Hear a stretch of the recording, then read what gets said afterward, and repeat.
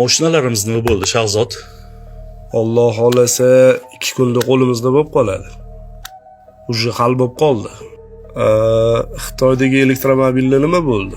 Xitoydagilar kelib qolish kerak yaqin kunlarda. Hammasini hal qilib qo'yganmiz. Tamojnida muammo bo'lmasa kerak-a? Yo'q, muammo bo'lmaydi. Faqat hujjatiga juda ham jiddiy qarasaydi, Ahmad. Xo'p bo'ladi. Uzr, assalomu alaykum. Va alaykum assalom. Ha, o'rtoq, yaxshimisan? O'rtoq, yaxshimisan? Tuzukmisan? Ha, ne shoshib yuribsan? O'rtoq, seyfing kalitini berib tur. Pulim bor edi deyazgina olardim. Ha, xo'p, o'rtoqman. Rahmat. Keyin mashinaning kalitini ham iloji bo'lsa berib tur. Ha, mashina? Xo'p, o'rtoqman. Rahmat. Nima deyotgandik? Seyf, mashinani kaliti. Biz bilan ishlamaydi bu bola. O'rtoq, bu meni yoshlikdan o'sgan og'aynim. Ozgina seyfda puli bor edi. Shuni olgani kelibdi-da, qo'yver.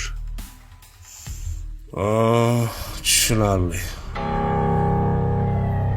Onajon, bo'ldi, hal bo'ldi. Pulini o'ylamang. Xo'p.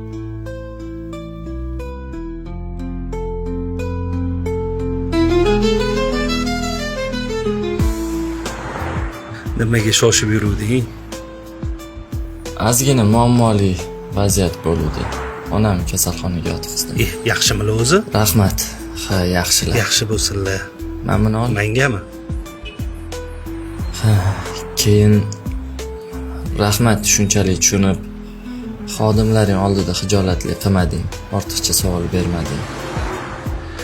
O'rtoq, eng yaqin og'aynimsan. Hech qachon bekordan bekor pul so'ramagansan. Hech qachon haqqimga xiyonat qilmagansan. U joyda ortiqcha savol berishga meni haqqim yo'q edi. Rahmat. Sendagi do'stlar bilan muammolar ham yengil ko'rinadi. To'g'ri. Ha, aytgancha, pulingni ham tez kunda qaytaraman. Pulni o'ylama. Eng asosiysi ishing bitibdi-ku.